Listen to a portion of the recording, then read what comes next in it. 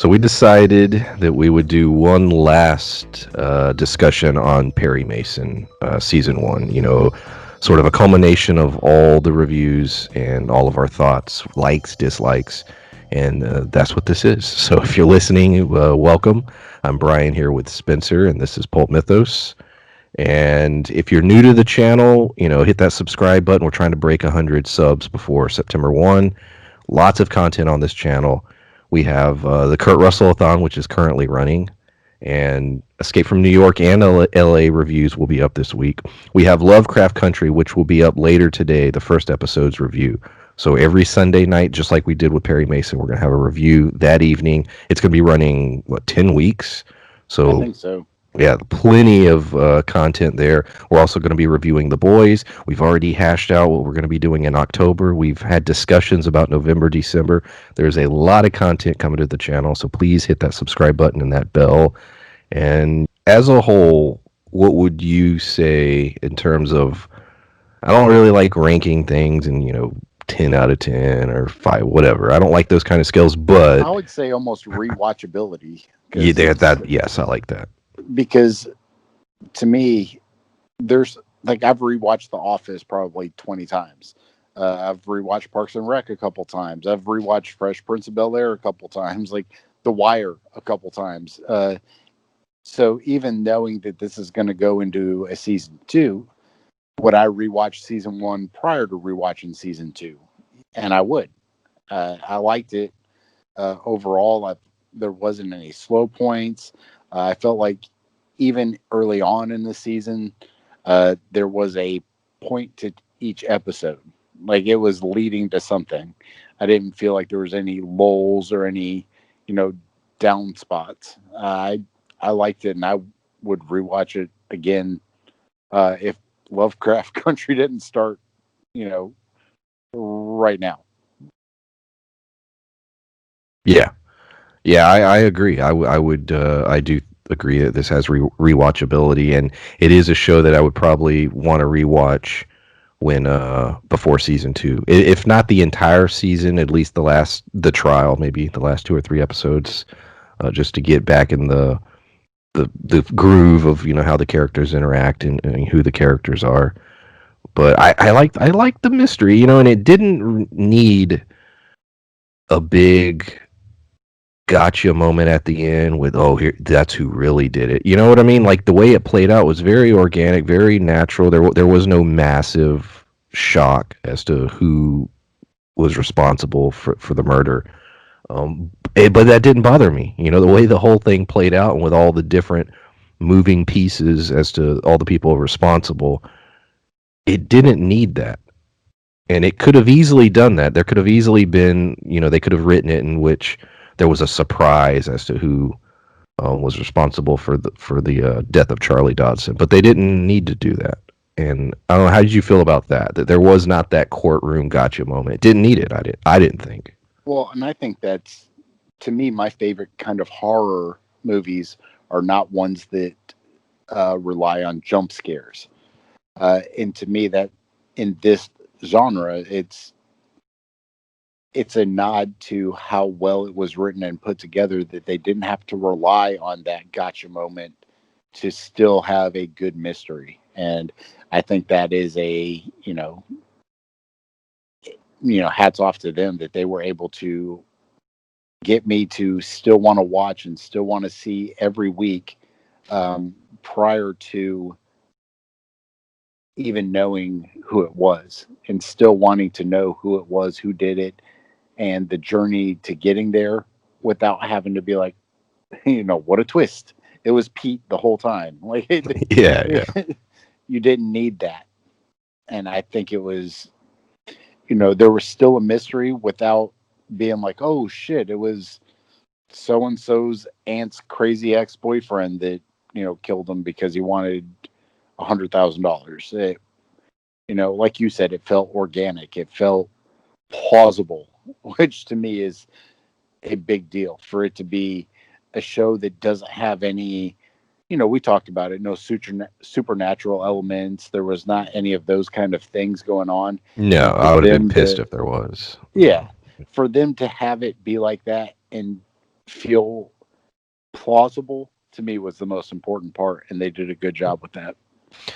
So the name of the series is Perry Mason, and so casting that role is very important, and I think they hit it out of the park. The character worked so well in this. Very flawed, not a perfect guy. We dig into his past, his service in World War One, the things that went on there. He did questionable things. There's some very gray areas with some of the decisions he made. He thought it was morally right. You could debate it, you could argue it. You The stuff with his ex-wife, his kid. He wants to be a father, but clearly he hasn't been. We don't really know the details of why the marriage fell apart, but we the situation with his farm not being able to keep it going. You mentioned, I think it was the first episode, was it a cow or whatever, it looked under, what do you call it, malnourished. Yeah, they looked emaciated. They were super sick. You could see the ribs and everything. So I don't know if they were just falling by the wayside, or if uh, just because they were sick and he didn't have the money to feed them, or if he was at the point where he couldn't support the farm. Yeah. So this is a guy that's down on his luck a little bit. Like I said, the way even he operates is very gray. He's a detective, but you see a growth. He's a good guy in his heart, and that's even shown at the beginning. Um, but he goes on this journey, from shitty detective to lawyer, respectable lawyer, who has his own practice now. But even that is done questionably. They lie about him Yeah, being under the mentor program and everything. So what I mean. Everything he does is, he goes by the whole idea of, well, if it leads to good things, then fuck it, basically. yeah, and I don't think that's.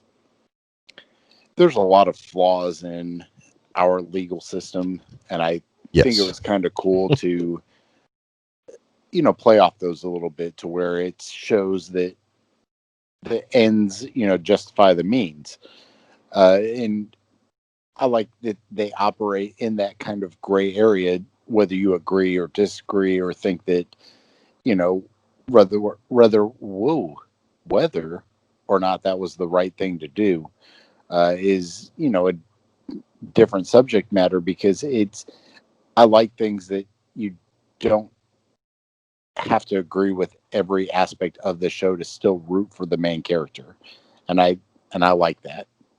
Yes. The immediate supporting cast. So I broke this down, and we'll see if you agree with me. I consider the immediate supporting cast, or what you would consider, right under Perry, would be EB, Della, and Pete. Um, and then I broke it down to like supporting. Under that you have the coroner, which I forget his name, Lupe, Paul Drake, and then Hamilton Berger.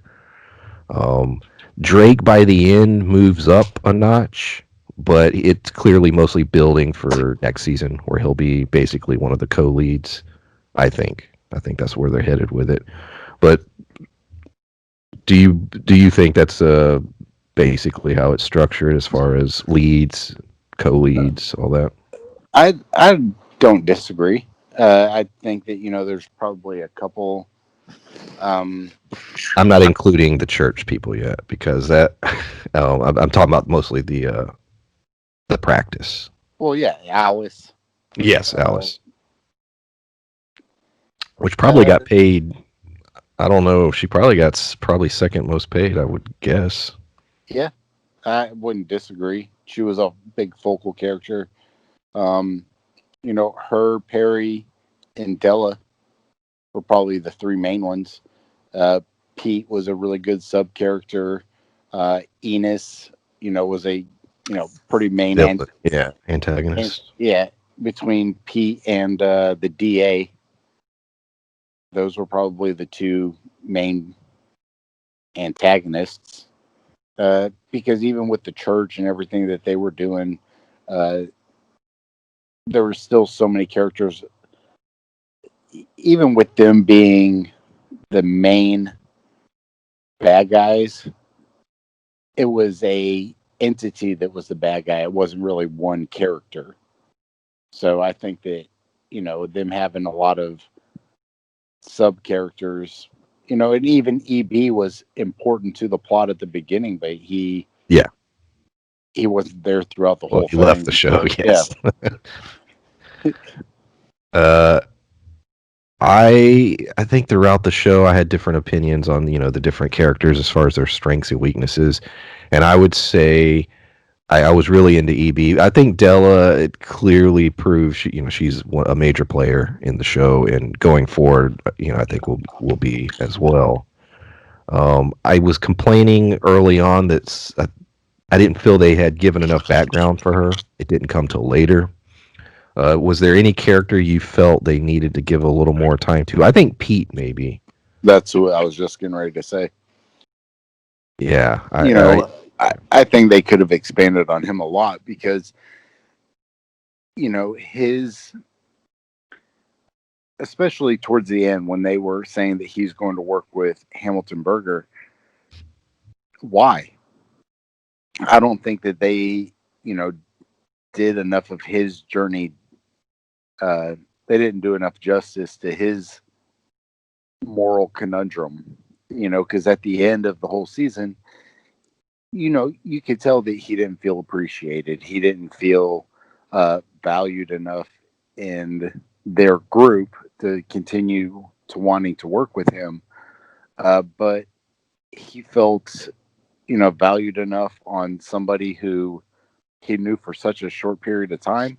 Uh, so I think that going forward, they are going to kind of explore that. That is going to be, I think, a point in season 2. So I kind of hold out hope that they're going to go into Pete a little bit more, but I do felt like that was perhaps something that they could have went into a little bit more. I felt like they not necessarily dropped the ball, but I think that they're going to look at that in season 2, hopefully. yeah. The location and time period also plays a major part in this whole story, and it's California, LA, in the early 1930s, post World War One. Um, Prohibition is about to end. It's like right at the end of Prohibition, so that plays a little role in the story. I think the look, the costuming should get nominated. Everything looked great. The sets, I was very impressed with a lot of the sets. The fact that they were able to get a lot of the old cars was really cool to see. You had a couple sequences where you got to see like protests or marches. We didn't know really what was going on. You would try and look at the signs and figure out what was happening, politically at that time in that place. We got a glimpse. Were you disappointed that they didn't revisit the Hollywood stuff? Like they sort of dropped it after the first episode, and it was not a major focus of the season because it appeared that it was going to be a big part of the show, and then it wasn't. Yeah, because I brought that up several times. Like, is it going to play a part into the whole, uh, not necessarily the Me Too movement, because that didn't happen for another almost 100 years, Yeah. but I thought that was going to play a big role. Um, but I think that perhaps it was some foreshadowing because we don't know what, that last person who walks into their office, perhaps that was some foreshadowing. She comes in and you don't know really what it is that she needs. I don't remember the female's name that walks into the office and, really is looking for help. Was But it perhaps, Phoenix or something like that? I don't know why the word Phoenix is coming to my mind. I don't know. The word Phoenix just popped in my mind. I was like, was her name Phoenix? Tulip, Phoenix. Was it something Harry Potter? I don't know. For some reason, like I remember like a Harry Potter name or something. Harry. Damn it! I'm about to go back and rewatch it. I don't remember. It was Dumbledore. It was McGonagall. It was McGonagall. If anybody in the if anybody listening knows, put it in the comments, please. But yeah, I think that that to me, perhaps if they don't go into that in season 2, then I will have felt disappointed that they didn't go into it What's more. the But point of the location? I think that's yeah, yeah, you know, L.A. and everything. but I do think that that ends up playing a role in the church and everything else. But I think that having that play such a role in the first episode for it not to be important going forward is questionable to Yeah, me. let's talk about the church. It's interesting to me that yeah, the setting is, you know, L.A. and yet the big outside of the trial itself, the big centerpiece of the show was a church, and they didn't set it in the South. And you know, I was thinking about that. I was like, wow, yeah, that is interesting. Um, how did you feel about that overall story? I've read a lot of reviews for the show, and they've been quite positive. If you look at a lot of the reviews, it grew in popularity. Like people were like okay on it, and then as the show progressed, you know, more and more people started watching and getting into it. But if I saw any complaints, there were a few here and there about the church storyline. Um, what was your overall thoughts on it? Because it That was very major part of the show. I think they did a great job with it. To me, I don't feel that they dropped the ball on certain aspects. Uh, but to me, it wasn't that they dropped the ball in the church. I think that it being set in the Hollywood area, I think it's not necessarily a precursor, but you look at things of, the Church of Scientology. There's a lot of things that are still crazy in the Hollywood area that I think this is perfect. I think that it, plays a perfect kind of segue to how not necessarily the Southern Baptist type, is, This was different than that, yeah. and Sort, that's yeah. perfect for Hollywood. You And know, I only bring that up because just the audience knows we live in the South, so we're around a lot of the. We've been in that life, seen a lot of the church. You know, they call it the Bible Belt for a reason. A lot of churches. oh So, yeah, so it is interesting that they picked a major religious theme and it's set on the West Coast. I thought that was interesting. and I think that it plays. Uh, it's important to see that there's different aspects. Uh, they're from Canada. She was talking about how that's where they came from. So, and like you're saying, it's not only just the South, it's important to a lot of different people in different walks of life, all the way from, you know, Canada, all the way. I was trying to hold in this burp. I was pausing and trying to think. Somebody who somebody talked shit about us. One of us burping. They said they Yeah. didn't sub because of it. It was in one of our comments. I thought it was funny. I liked it actually. I actually liked that comment. I thought it was funny that they Yeah. took the time. I mean, I'm gonna say. I'm sorry, everybody. I'm gonna go on a little tangent for 1 second. Uh, the a lot of times you put up a video or something and you'll get people will put comments and that's always great. We love comments. We love reading them. You know, and then they'll hit the up vote, which is great. Obviously, we love that. And then sometimes they'll hit a down vote button. Obviously, if you hit the down vote button, fine. You didn't like what you heard, but I like when somebody tells me, "Oh, this is what I didn't like." And now whether this person was trolling us, which probably were, they said they didn't they didn't sub because one of us burped. That made me laugh. I thought it was funny. I upvoted their comment because I thought it was funny. At least they took the time to be like, this is what I didn't like. And it's like, all right, but yeah, go ahead. Uh, you can't do that to me.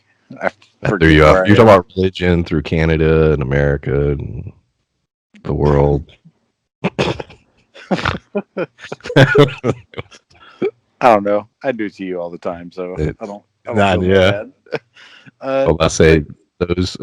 It took us like 3 times to start this video. I kept screwing up. I don't know. My brain is in a weird place this morning, or this. Well, shit. I call it this morning. This afternoon. time is irrelevant. It is with these videos because you guys have no idea when we're recording them, and But I do think that, religion plays an important part in everybody's life. And it's, that whether you are pro, anti, for, against, it's that's what I think, I'm saying important in everybody's life. It's important one way or another. You're either for it, against it, grew up in a household where it was an important part of your life, or it was an important part of your life, and that's the reason you hate it. Like it's, I think that them touching on it in the way that they did was important for growth of some of the characters, and I really like that. I also felt that it wasn't um, disrespectful because I that was as it was going on. I was curious to if the show was just going to be completely shitting on religion or going the opposite direction. Saying faith is the end all be all, and it sort of rode the line. Because even by the end, you had the two characters. You had Perry Mason, who still really had not embraced the idea of faith, but Alice still did. And so I thought that was interesting, even though she had been all through all the things she had been through. So it's sort of the show. In other words, I don't feel the show took a stance on religion by any means. It Yeah, was just telling a story, and you get what you get out of it. you get what you get, and you don't throw a fit. There you go. the the press played a role in this show, and I thought that was interesting. There were several episodes where the DA or EB or Perry Mason himself were basically performing for the press because a lot of this trial was being played out in the public, and it was became a part of the city, and there was a lot of protests, and you had of course the big scene at the graveyard, but all this revolved around them trying to sell their side to the press. And I thought that was interesting how much whether it's politics, because there's some politic, they dance around some politics in the show, but trying to get the press on your side like that's what I'm trying to say. The show does this several times. Um, but yeah, I was reading an article that stated how Perry Mason had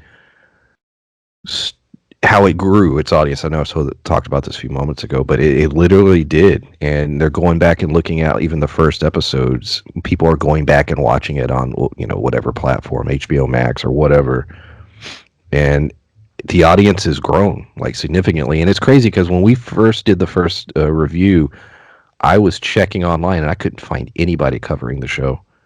And then like 2 or 3 weeks later, all of a sudden I started seeing, videos, articles, major publications finally doing it. So it's good to see a show grow an audience over its run.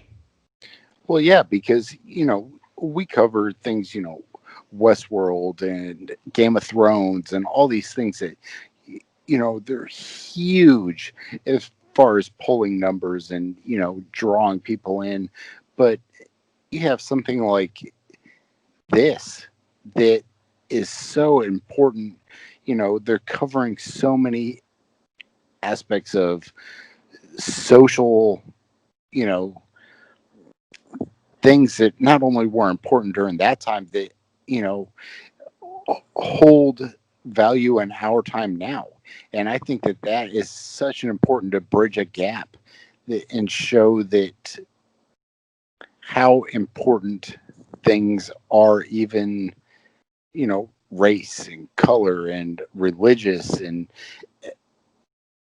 they're important to the they're so important to us as a nation. Society. And Yeah. it's I think it's so great, and I think that part of the reasons that this show did as great as it did is because they didn't pull punches when it came to those kind of things, and I, applaud them for that.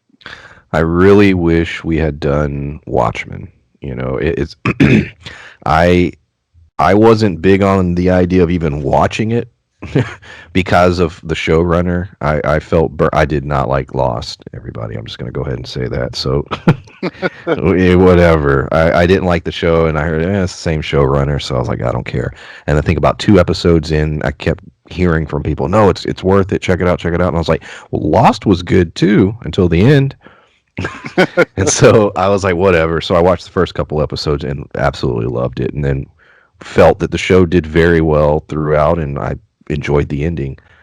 So by time we got to the end of that show, I was like, damn it, that would have been a perfect show to discuss on Pulp Mythos, but it didn't happen. Oh well. But we will, like I said, we will be doing The Boys, Lovecraft Country tonight. We'll be talking about that. And yeah, lots of other things as well. But all right, we'll see y'all later.